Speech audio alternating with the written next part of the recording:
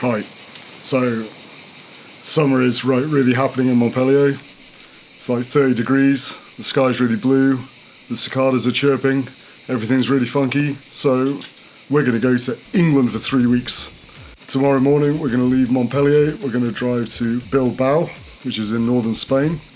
We're going to take the car on the ferry from Bilbao to Portsmouth, and we're going to sleep on the ferry in a cabin. I just wanted to show you the boats primarily, and also we're going to see some really pretty cool places in Britain. So we're not exactly sure, like I said, what we're going to be filming, but we're just going to see how it goes.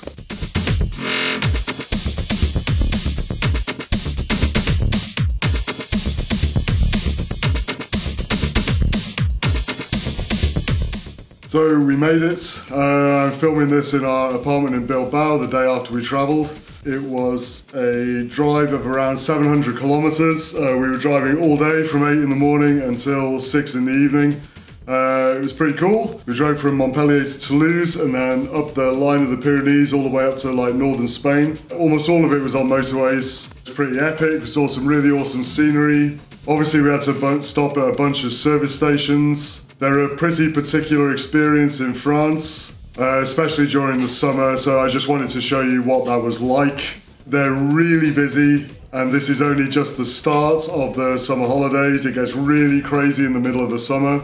So in France, you have this thing called the Les Grandes Vacances, which technically is the first 2 weeks of August, but basically the French year is kind of centered around this idea that pretty much everyone gets July and August off. So you have in September, you have this thing called La Rentrée, where everyone goes back to work and school. And the 2 months before that are pretty much holiday for everyone. So what that means is that all of the motorways and all of the service stations get absolutely slammed with people.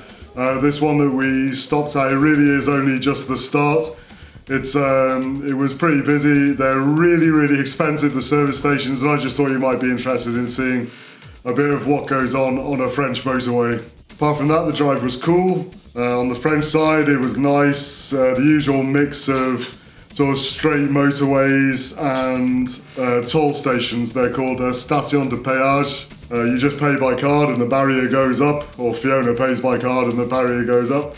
When we crossed the border into Spain, it started getting really green really quickly. I've never been in this part of Spain before, but it was really mountainous and lush. This is Basque country.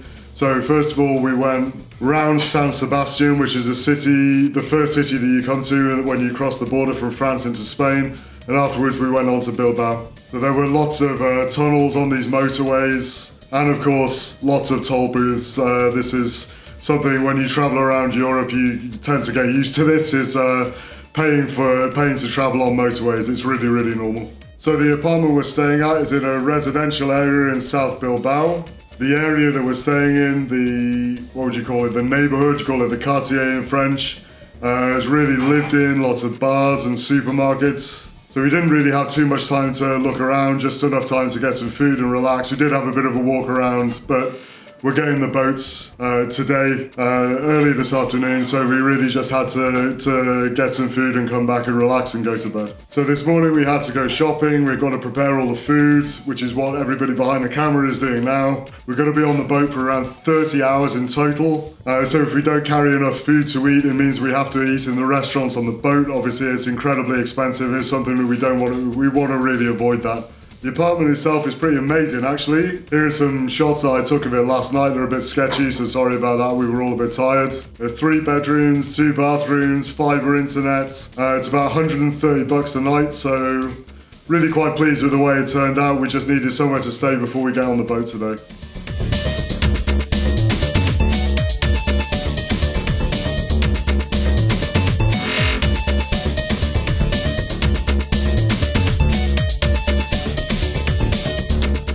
And that's about it. We really have to get ready to get on the boat this afternoon. We're just getting the food ready, and then we've got to clear up. We've got to get out of here in about half an hour.